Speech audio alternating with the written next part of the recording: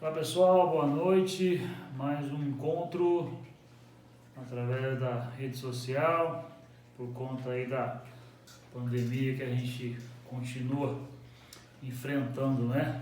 Mais uma vez nós estamos reunidos não de forma presencial, mas a Igreja de Cristo, ela está unida pelo Santo Espírito de Deus. Então, independentemente de nós estarmos em contato de forma presencial, que aliás é lógico, é mais interessante, é mais gostoso, né? Mas por via de consequência aí, por motivos de proteção à nossa saúde e também dos outros, a gente não pode fazer as reuniões na igreja. E hoje nós vamos mais uma vez falar com vocês e espero que todos nós tenhamos a compreensão, o entendimento necessário para o recado, para a palavra que Deus quer nos trazer nesta noite. Antes de mais nada, não como de costume, mas como de prazer, né? Como de necessidade realmente, porque nós dependemos de Deus, nós vamos orar, ok? Se você está na sua casa aí, se você está no seu quarto, na sua sala, seja onde for que você estiver ouvindo, curve suas cabeças e juntos vamos falar com o nosso Deus. Obrigado, Senhor Deus, Pai misericordioso, te louvamos por essa semana, te louvamos por esse domingo. É fato, Senhor, que o nosso desejo, Senhor, inicial, o nosso desejo seria de estarmos na Tua casa, estarmos na igreja, estarmos todos reunidos com os demais, com as crianças, com os adolescentes. Mas, ó Deus, as questões de saúde nos impedem, Senhor, e por isso eu peço, ó Deus, em nome de Jesus Cristo, Teu Filho amado, que o Senhor nos conduza com toda a sabedoria, com todo o entendimento da Tua santa e bendita palavra. Prepare, Senhor, os nossos corações e nos dê sabedoria, Senhor. Oro, Senhor, agradecido no nome santo de Jesus. Amém. Pois bem, na meditação da palavra de Deus, nesta semana eu adotei uma prática já há algum tempo de meditação na Bíblia, onde eu vou lendo e anotando aquilo que me chama mais atenção. Em alguns momentos eu me preocupo em ver a questão geográfica, a questão histórica, mas eu não sou muito, confesso que eu não sou muito bom em guardar essas questões não, mas eu busco ficar atento a isso, mas na verdade o que eu procuro fazer com mais profundidade é anotar aquilo que me chama a atenção nos textos, nos versículos, e que de repente outrora não me chamou a atenção, porque a Bíblia ela tem essa característica, ela é uma fonte a jorrar, e às vezes você pensa que porque você já leu o texto, ou que eu já li o Velho Testamento, já li o Novo Testamento, já li a Bíblia, então, mas isso não vai mais falar comigo, mas é interessante como fala. Então eu adotei uma prática já há algum tempo de pegar a Bíblia, ficar lendo os textos que eu vou fazendo uma sequência, né? E ali eu vou marcando aquilo que me chama a atenção, né? Evidentemente que se eu fizer uma outra leitura, de uma outra vez, uma outra oportunidade, isso, se Deus quiser, claro, eu vou fazer, de repente outras questões irão chamar a minha atenção.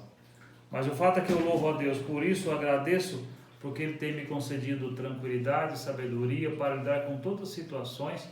Algumas são um pouco mais fáceis, outras não, mas eu louvo a Deus pela presença marcante dele na minha vida.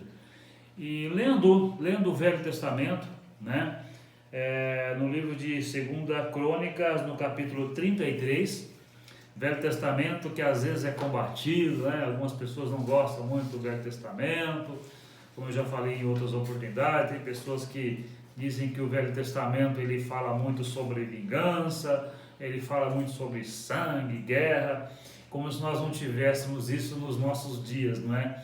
Mas a verdade é que nem sempre todas as pessoas estão preparadas, estão aptas para entender a justiça de Deus, a forma como Deus age, e isso é a autonomia dele. Eu, lendo o Velho Testamento como parte integrante, é claro, da Bíblia, acho ele maravilhoso, né? Tem uma narrativa, por exemplo, que eu acho muito interessante.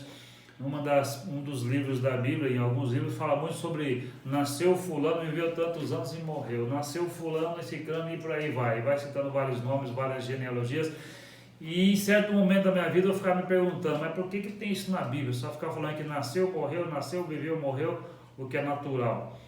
E aí um dia eu lendo um comentário, né, fazendo uma leitura de um devocional, o autor chamou a atenção de uma forma interessante. Ele falou, veja só, as pessoas são citadas ali, nasceu, viveu tantos anos e morreu. Isso quer dizer que todos nós morreremos. Eu achei muito interessante, veja só, muito profundo isso. Às vezes foge do alcance das pessoas. É claro que ninguém quer ficar vivendo abraçado com a morte, mas ela é uma realidade, né? E quando eu vi essa parte da Bíblia, eu comecei a ver com outros olhos, porque até então eu não dava muita atenção. Dizer também que não é um pouco cansativo ler aquelas narrativas, é um pouco. O cristão não pode ficar mentindo, sabe? Eu adoro ler. Não, realmente tem umas questões ali que você vai lendo, fica um pouco, não que maçante, mas cansa um pouco sua vista, que nasceu, mas na verdade são as mensagens que estão inseridas na palavra de Deus e a gente não pode deixá-las escaparem. Com essa pequena introdução, eu gostaria que nós nos atentássemos hoje a uma narrativa que diz respeito ao reinado de Manassés. Veja só, esse rei de Judá, ele herdou o trono do seu pai Ezequias, que fez um belo trabalho como rei de Judá, fez um belo trabalho no sentido de dependência, de relação com Deus, de obediência. Teve um momento da vida dele que ele ficou um pouco soberbo, né? Seu coração se exaltou, mas rapidamente se humilhou, né? E Deus se compadeceu dele. Teve um momento também que esse rei, descobrindo que tinha uma enfermidade e que a enfermidade era de morte, clamou a Deus, e Deus, pela sua infinita misericórdia, lhe concedeu mais 15 anos de vida. Interessante, esse era o pai de Manassés, um servo de Deus. A Bíblia começa falando de Ezequias, dizendo que ele fez o que era reto perante o Senhor. Fez o que era reto. Todavia, quando se trata de Manassés, a Bíblia começa dizendo assim, lá em 2 Crônicas, capítulo 33, verso 1, tinha Manassés 12 anos de idade quando começou a reinar, e 55 anos reinou em Jerusalém, né? Durante o reinado de Manassés, fala assim, fez o que era mal perante o Senhor, segundo as abominações dos gentios que o Senhor expulsara de suas possessões, de diante dos filhos de Israel, pois tornou a edificar os altos que Ezequias, seu pai, tinha derribado. Levantou altares aos Baalaíns e fez postes ídolos e se prostrou diante de todo o exército dos céus e os serviu. Uma das questões, eu coloquei aqui, eu já falei isso no princípio, quando a gente lê a palavra de Deus e fica muito apegado a questões geográficas, históricas, claro que isso é importante também, mas eu sempre coloco assim, que de repente você fica mais preocupado, abre aspas, em decorar, entender é importante a questão histórica, mas decorar datas e regiões, é o que eu digo, não é que seja ruim, mas às vezes isso fica só do seu intelecto. O legal e o importante é quando você traz para a sua vida algo, né, que Deus quer passar para você e para que possa te acrescentar espiritualmente falando. E nesse texto do capítulo 33, que também é citado em 2 Reis, no capítulo 21, Deus fala de uma forma muito peculiar, de uma forma muito objetiva, e as questões, elas não estão implícitas, não, elas estão claras. São claras e são muito objetivas. Basta você ter o coração e a mente aberta para receber aquilo que Deus quer falar com você. Então, rapidamente, dentro dessa narrativa, que o tempo nosso não é muita coisa, né? Mas eu separei 3 pontos dessa questão, que seria o reinado de Manassés, a prisão de Manassés e o arrependimento de Manassés. Como eu já li aqui, o seu reinado foi horroroso. Teve uma questão assim no princípio, né? e no final deu ali uma restaurada, sim, mas as consequências ficaram ainda, né? O fato é que, como eu disse para vocês, ele fez o que era mal perante o Senhor. Tornou a edificar os altos que Ezequias, seu pai, tinha derribado. Locais de adoração a deuses pagãos, Ezequias derrubou, e vem lá seu filho, apesar de todo o exemplo que tinha visto em seu pai, fez tudo o contrário. Evidentemente que você percebe que Manassés começou a reinar com 12 anos, então alguém pode dizer, puxa, mas ele não se atentou a tudo isso porque era uma criança.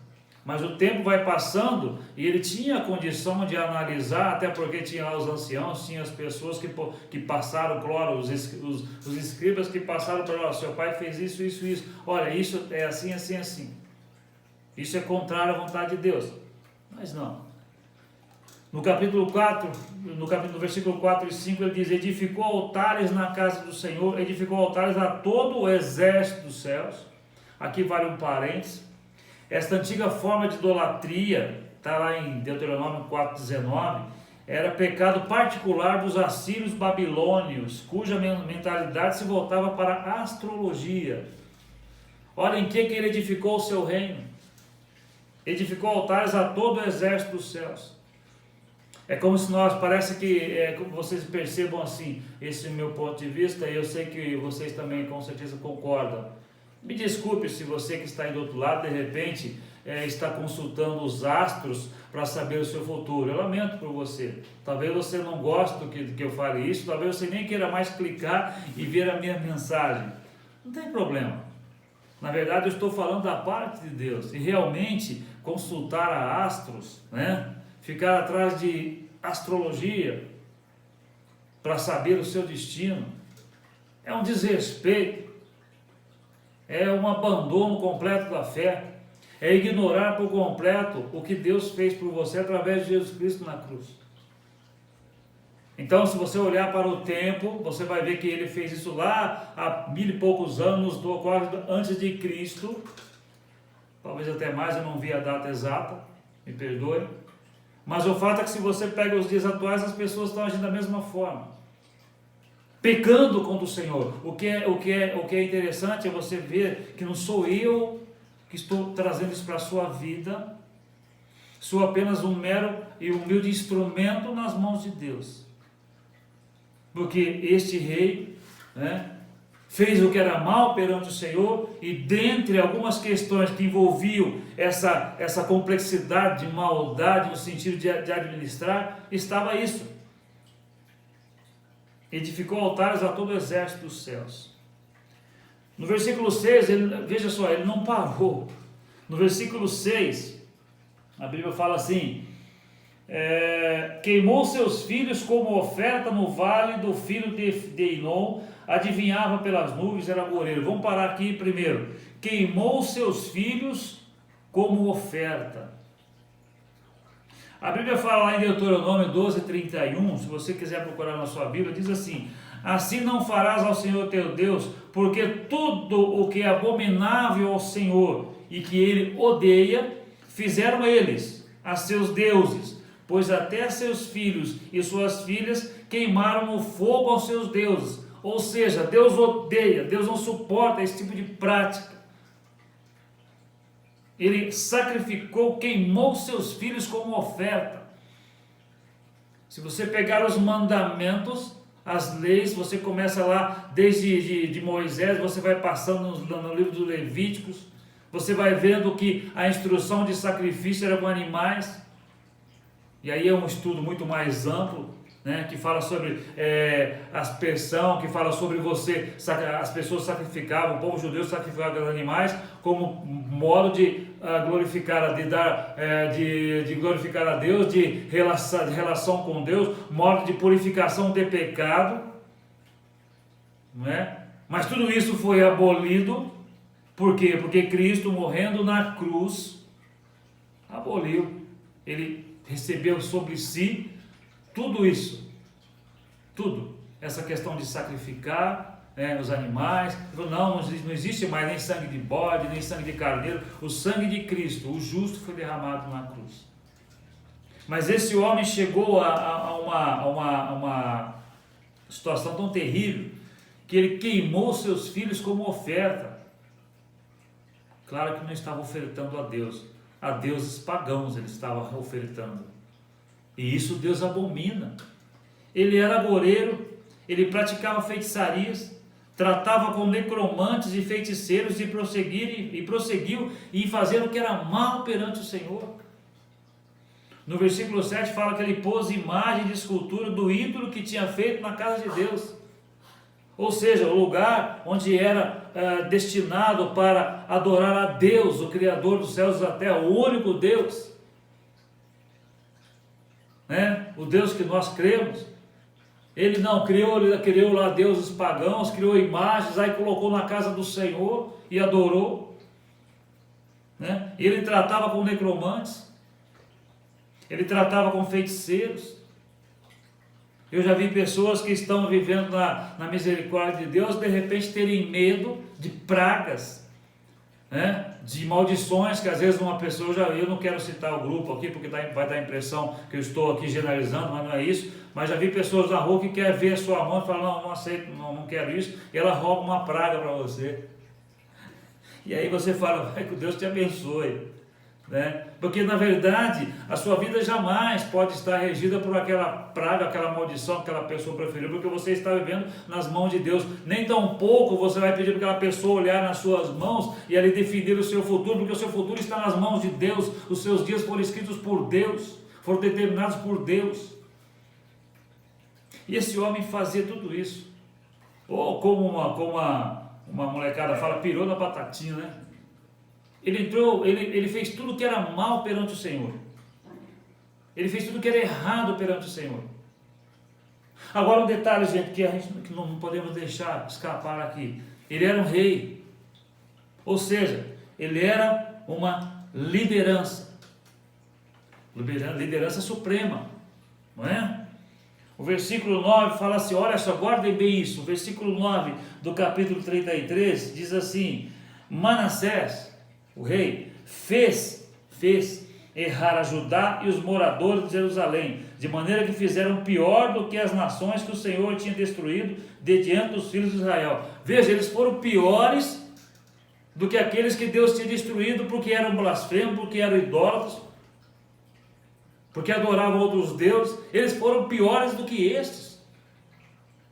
E aqui quando fala de Judá e Jerusalém, é importante a gente citar que nessa época, depois do reinado de Salomão, que foi filho de Davi, que reinou sobre Israel também, Israel se dividiu em dois reinos, Judá ao sul, governado pelos descendentes de Davi, e Israel a norte, governado por quem fosse mais forte.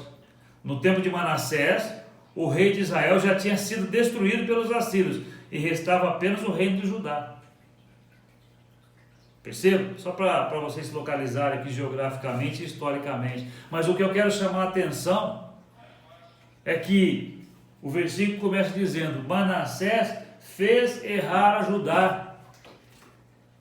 Os seus atos não estavam apenas sobre a sua casa, sobre os seus filhos.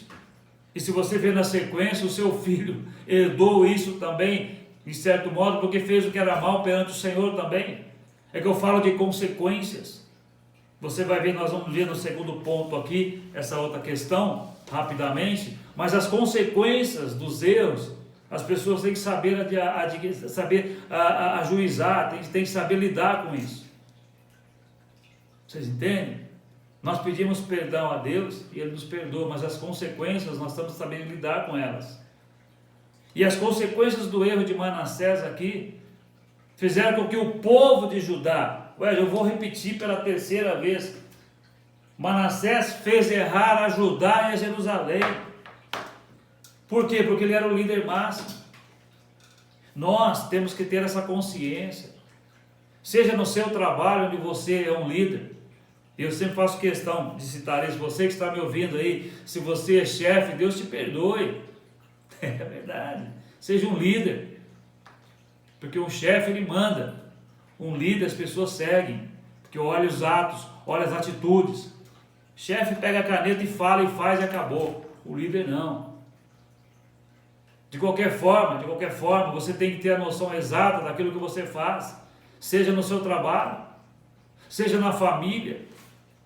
Os pais têm que ter essa noção que os filhos estão olhando para ele, ou na igreja, não é? As pessoas, é claro que as pessoas têm o seu livre-arbítrio e devem exercer isso, e devem ter o seu juízo de convicção, claro, mas muitas vezes elas estão olhando, eu já ouvi muito isso, mas o pastor falou, o presbítero está fazendo. Então você tem que ter a noção exata daquilo que você faz, da autoridade que você exerce como liderança, e saber que as pessoas estão olhando o que você está fazendo e de repente fazendo igual. Aqui Manassés fez errar o povo de Judá, porque eles seguiram os seus caminhos.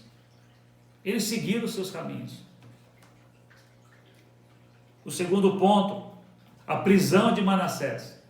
No verso 10 diz assim: falou o Senhor a Manassés e ao seu povo, porém não lhe deram ouvidos, nem Manassés e nem o povo.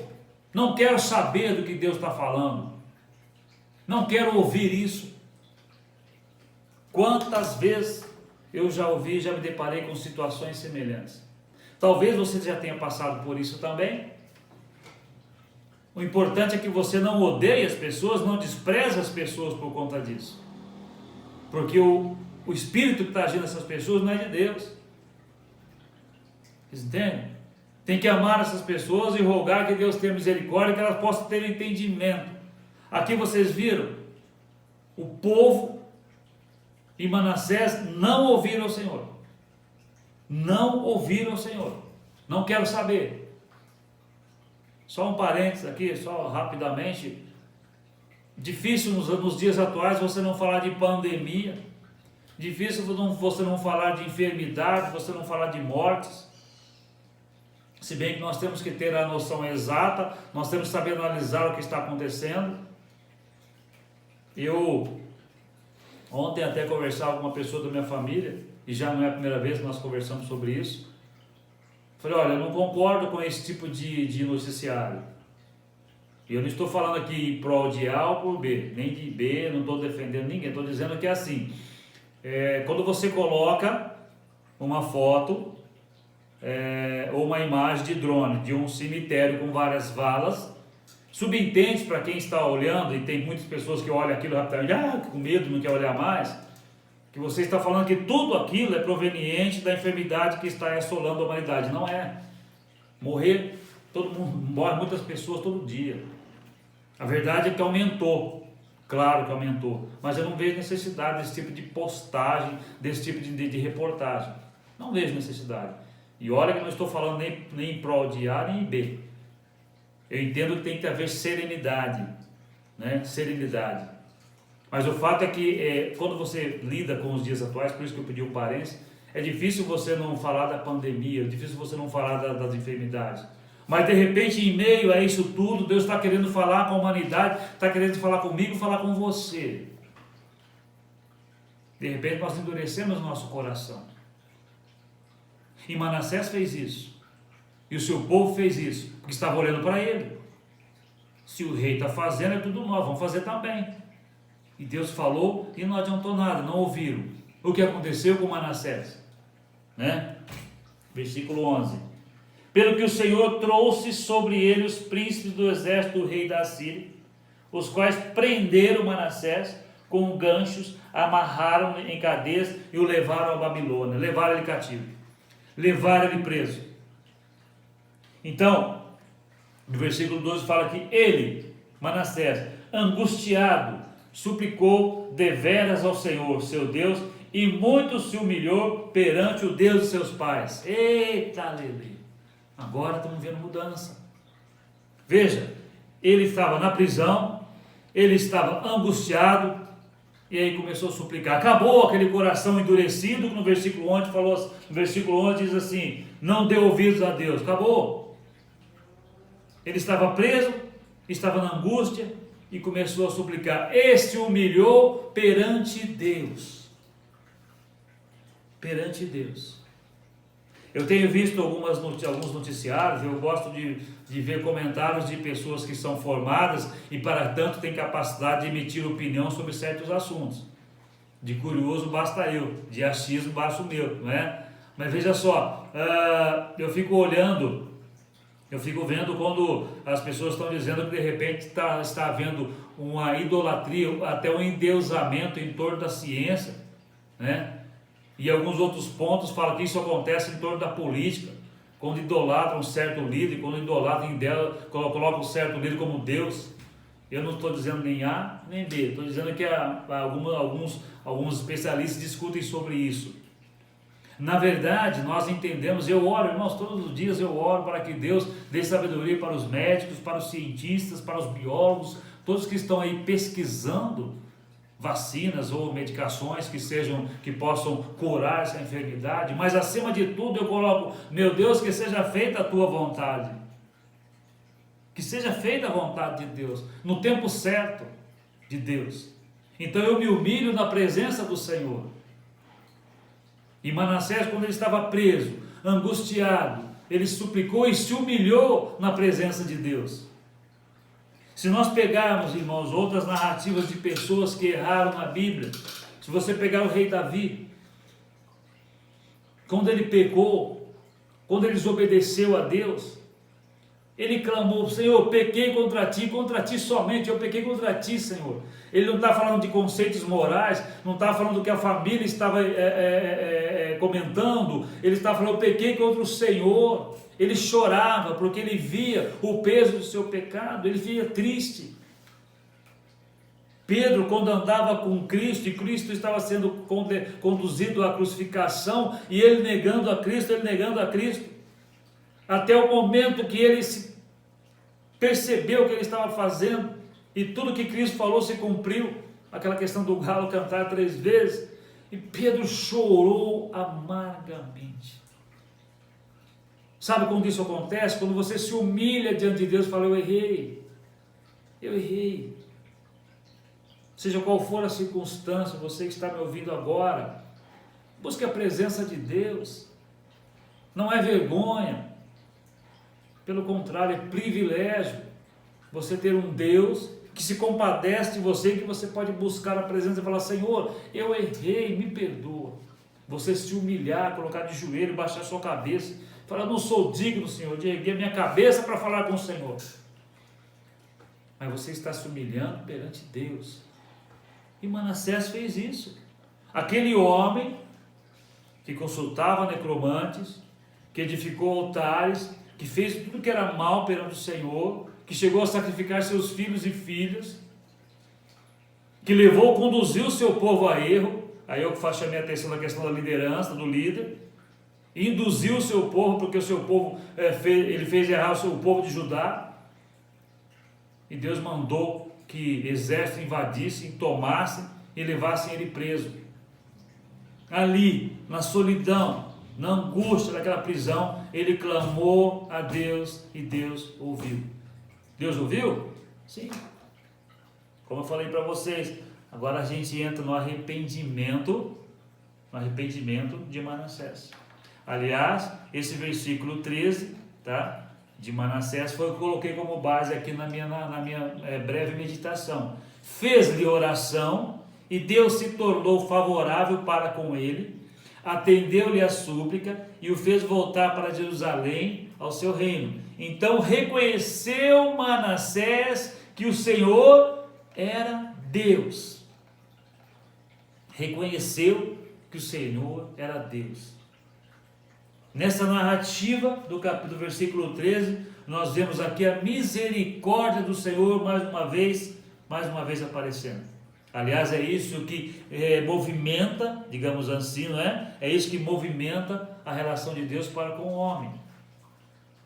Essa misericórdia que ele tem, esse compadecer que Deus tem. Eu estava vendo aqui no português a palavra misericórdia, ela vem da junção de 2 palavras latinas. No caso, miseratio, que deriva de miserere, e significa e significa compaixão. E corde significa coração. Logo, misericórdia é algo como que um coração compadecido no sentido de ter compaixão pelo sofrimento e a dor de alguém. A misericórdia de Deus era muito mais além que disso. Ela olha o ser humano, vê aquela condição, ela perdoa. Perdoa. E perdoar, irmãos, perdoar é esquecer. Deus fala, eu não me lembro mais dos seus pecados. Diferente de desculpa. Eu te desculpo, amanhã você está jogando na cara da pessoa. Perdoar não, é esquecer. Colocar no esquecimento. Acabou. E Deus, quando você procura a presença dEle e clama pela misericórdia dEle, Ele está pronto para te perdoar. Foi assim que Ele fez com Manassés. Veja só.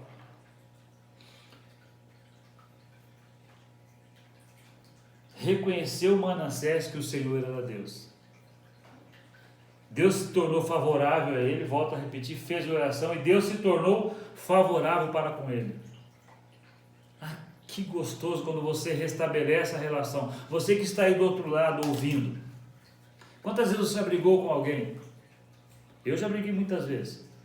Não falo isso com orgulho, não. Não, isso é passado.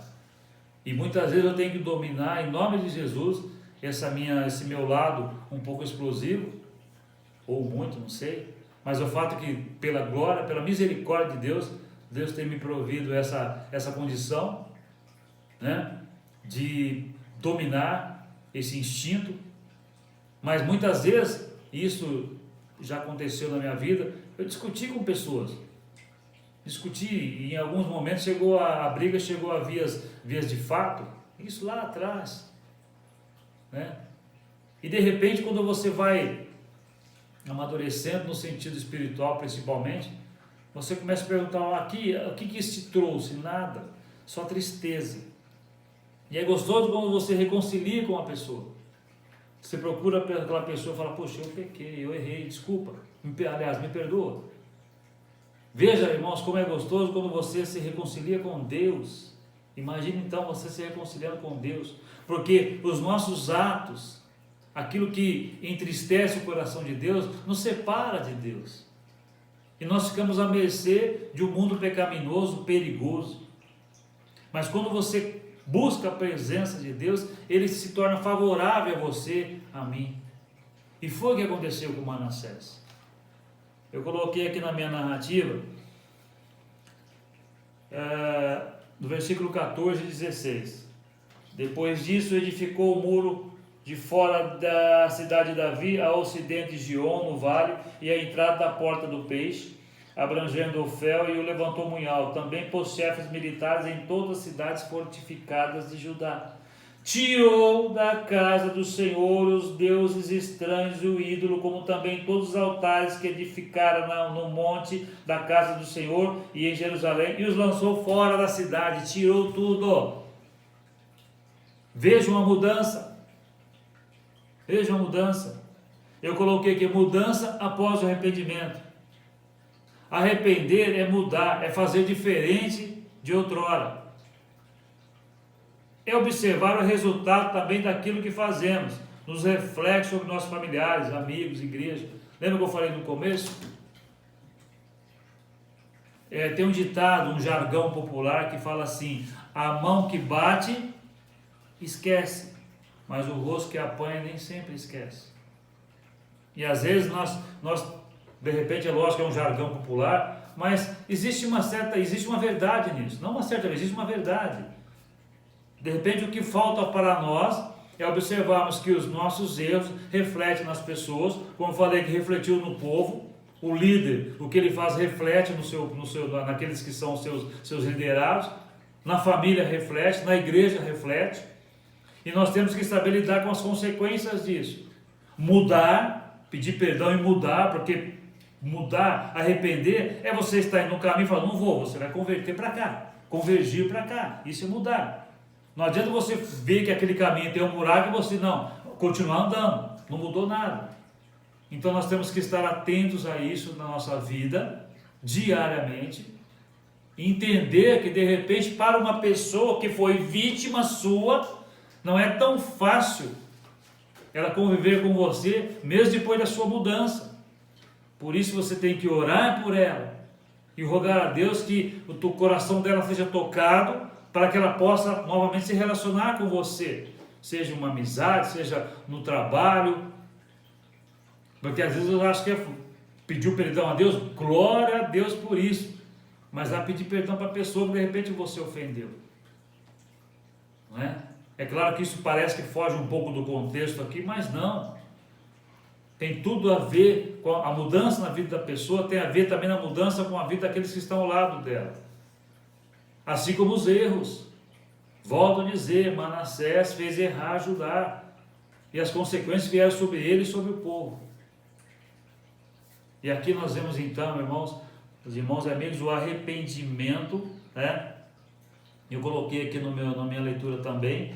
Manassés teve um bom exemplo, seu pai, mas preferiu andar nos caminhos tortuosos, praticar todo tipo de torpeza. Mesmo assim, arrependido, foi alcançado pelas misericórdias do Senhor, que duram para sempre. Lá em 2 Crônicas 20 e 21 fala assim, cadê? Aqui.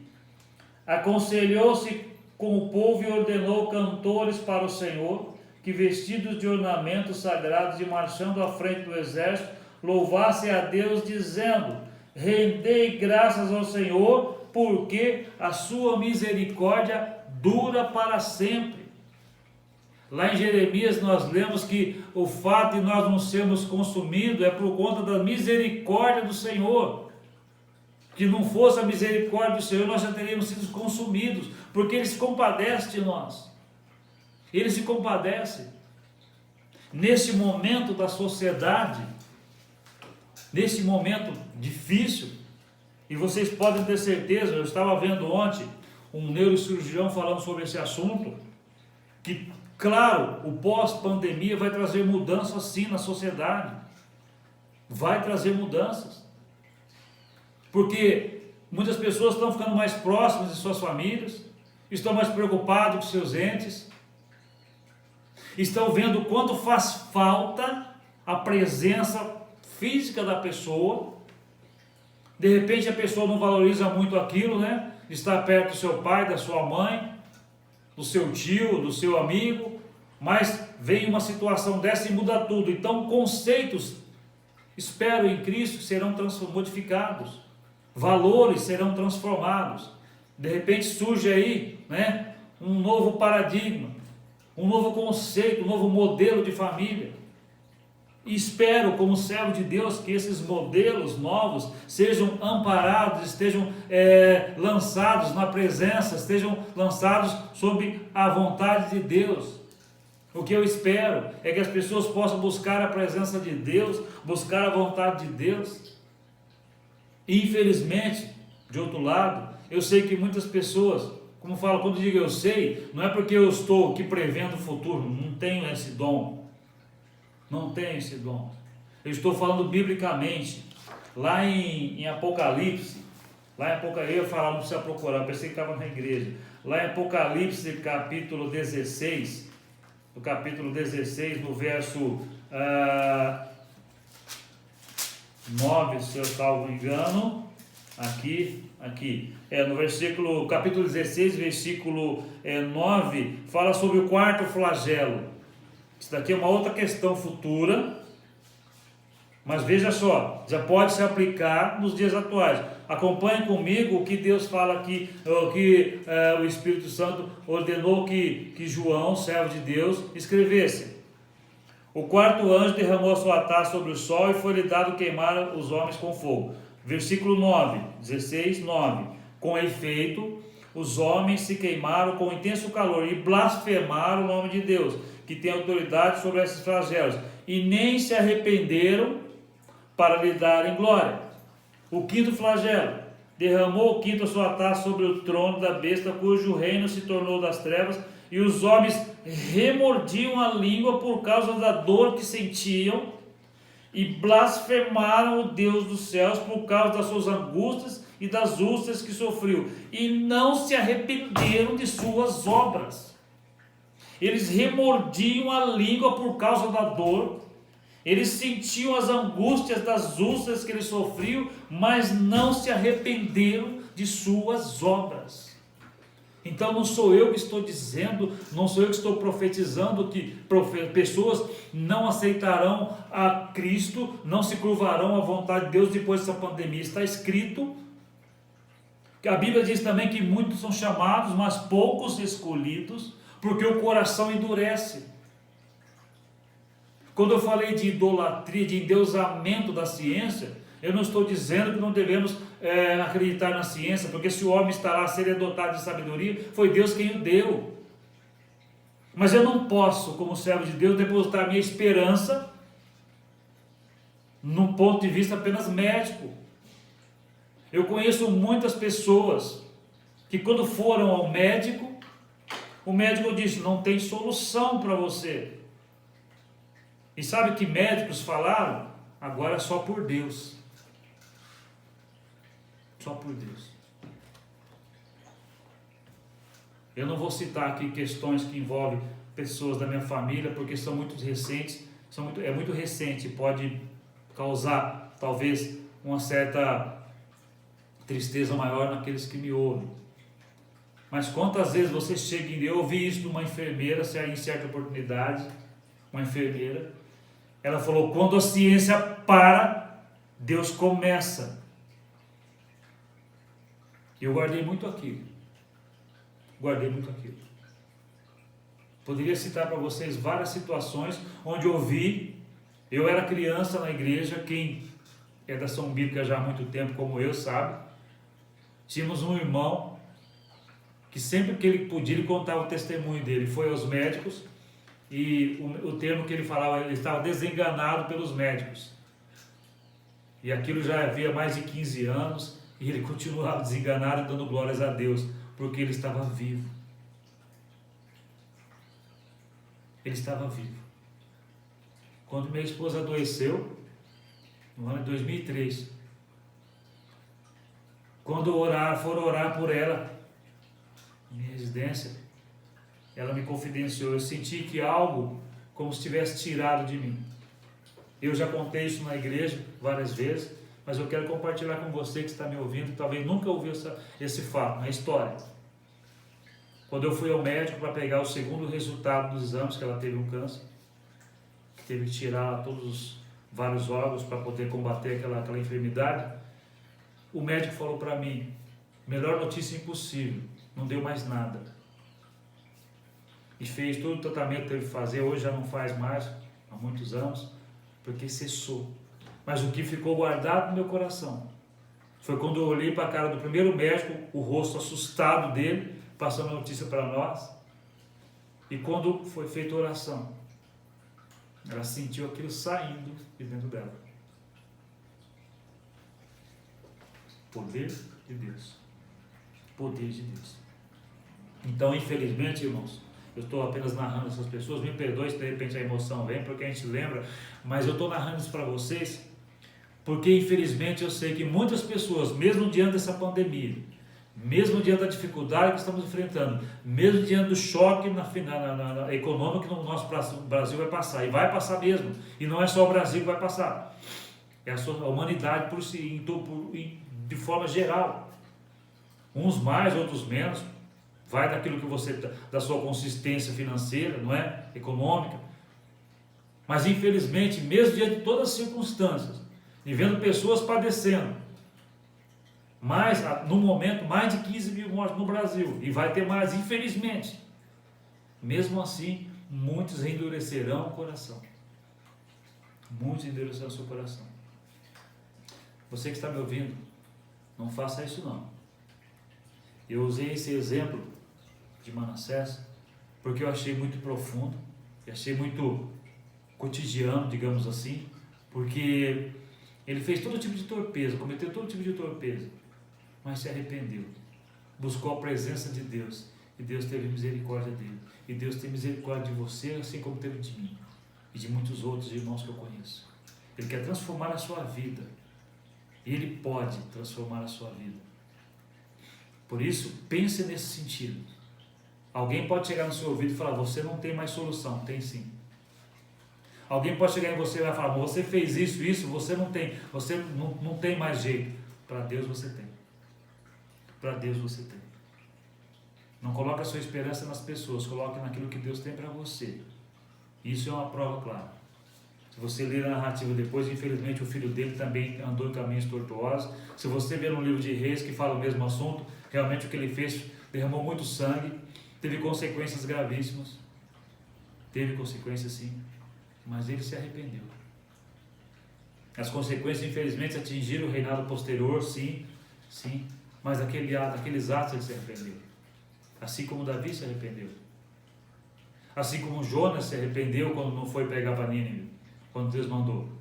Ficou lá meio duvidoso depois até, mas ele foi pregar. Assim como muitos outros, assim como Paulo, o apóstolo Paulo, que antes de ser Paulo era Saulo, e mandava prender, e batia, e matava. Ele se arrependeu. E foi o 12º apóstolo, sim. Que herdou o lugar de Judas. Paulo, perseguidor da igreja. Deus mudou aquela vida. Talvez na próxima oportunidade a gente fale um pouquinho desse Paulo. É claro, falar um pouquinho, porque é muita coisa. Mas a gente fala sempre do servo de Deus, no sentido de que a dependência que ele tem de Deus, o que ele fez, as batalhas que ele travou, não somente esse servo, mas tantos outros, como a Bíblia narra, os heróis da fé, eles falaram em nome de Deus. Não foi por força, não foi por inteligência, de si mesmo, não foi conhecimento próprio, aliás, não foi conhecimento de ciências, não foi conhecimento de filosofia, foi o poder de Deus na vida deles. Mas aí é um outro assunto. Eu rogo que Deus possa estar atento à sua vida, e Ele está, mas eu rogo que você coloque a sua vida diante de Deus. Não se dê por vencido, nem por circunstâncias, nós estamos vendo aí, não. Olhe para Deus. E se tiver questões na sua vida que você entenda estar errado, peça perdão a Deus. Peça perdão a Deus. Busque nesta palavra ler aquilo que é a vontade de Deus. Com certeza Deus vai falar no seu coração, e Ele falando, peça perdão. Peça perdão. Veja o que aconteceu com Manassés. Veja as atrocidades que ele fez. E depois ele foi favorecido por Deus, mesmo feito tudo isso. Por quê? Porque se humilhou e se arrependeu. Que Deus abençoe a sua vida e da sua família. E que nos dê condições cada dia mais de suportar e combater o bom combate frente a essa situação que nós estamos enfrentando. Nós vamos orar. Obrigado, querido Deus, por mais essa oportunidade. Obrigado pela palavra que o Senhor me deu. Obrigado por o Senhor ter falado no meu coração, ter colocado, Senhor, esse desejo de compartilhar com os queridos, ó Deus, sobre o arrependimento, sobre aquilo que o Senhor pode fazer numa vida, Senhor, que de repente esteja jogada, que esteja, Senhor, alicerçada no erro, no pecado, que esteja na luxúria, que esteja, Senhor, na soberba, que esteja, Senhor, na idolatria. Quantas coisas o Senhor pode fazer, Senhor, a partir do momento que essa pessoa se coloca diante de Ti, Senhor, humilhada, Senhor, suplicando perdão. Que assim como o Senhor fez na vida de Manassés, Deus, onde Ele concedeu o perdão, Ele foi favorável, Senhor, que nós possamos reconstruir a nossa vida, Senhor. Assim como Manassés fez, tirar aquilo que está errado, jogar para fora e buscar a Tua presença. Reconstruir, Senhor, aquilo que estava destruído, Senhor, e tudo isso dentro da Tua soberana vontade. Eu peço que guarde cada família que está aqui ouvindo a Tua palavra através dessa meditação.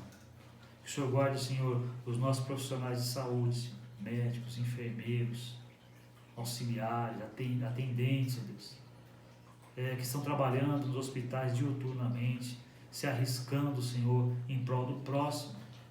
Guarda eles, ó Deus, tenha misericórdia deles. Também, Senhor, dos policiais, também dos agentes penitenciários que estão trabalhando, Senhor. Também daqueles que cumprem suas penas. Proteja, Senhor, para que essa enfermidade não se prolongue, também não se alastre, Senhor Deus. Guarde cada um, meu Deus. Guarda aqueles que estão na cidade trabalhando, porque não pode ficar em casa. Tu conheces cada um, meu Pai. E eu peço a Tua proteção pelos grupos de risco, pelas pessoas mais idosos, para aqueles que têm comorbidade. Senhor Deus, misericórdia, Deus. E que, Senhor, pessoas possam buscar a Tua presença. Que os Teus servos, ó Deus, se levantem, não para discutir pontos de vista políticos, partidários, não para discutir, Senhor, economia somente, mas para discutir, Senhor, os planos da salvação. Que os Teus filhos se levantem, Senhor, no Congresso Nacional, no Legislativo, Senhor, no Judiciário, no Executivo. Que os Teus filhos se levantem, Senhor, e anunciem, Senhor, o Senhor como o único Senhor, como o único Salvador, como única solução, Senhor. E que todos tenham sabedoria para conduzir o nosso país, ó Pai. Eu peço, Deus, por todas as famílias que estão nos ouvindo neste momento, mais uma vez. E peço que Tu proteja a Tua igreja, Senhor. Os Teus filhos estão no mundo, Senhor, pregando a Tua palavra. Proteja e lhes dê, Senhor, sabedoria para continuar, Senhor, anunciando a Ti, Senhor, como Senhor e Salvador. Eu oro agradecido, Senhor, e confio na Tua misericórdia, no nome de Jesus, Teu Filho. Amém. Muito obrigado, Deus abençoe a sua vida, a vida dos seus familiares, e na próxima semana nós estaremos aqui para mais um encontro. Se tiver um encontro aí no meio da semana, a gente distribui para vocês aí. Vá lá no YouTube, vá lá no Facebook.